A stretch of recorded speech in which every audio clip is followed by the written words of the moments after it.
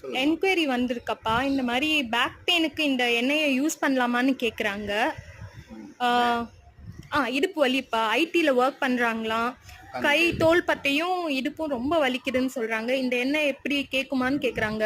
ரொம்ப சுகமாக இருக்குங்க. எண்ணெய் வந்து தண்டு வடத்துல புடனி தண்டு வடத்துல இருந்து கீழ் பட்டாக்ஸ் வரைக்கும் அப்படியே நேராக உள்ள அந்த தண்டு வடத்தில் உருவி விட்டுணும். உருவி விட்டு அதே மாதிரி ஷோல்டரில் இந்த ஷோல்டருக்கு பார்த்தீங்கன்னா இந்த ஷோல்டர்லேயே அதே நல்லா பண்ணிவிட்டு அப்படியே இப்படி கொண்டு வந்துடணும்.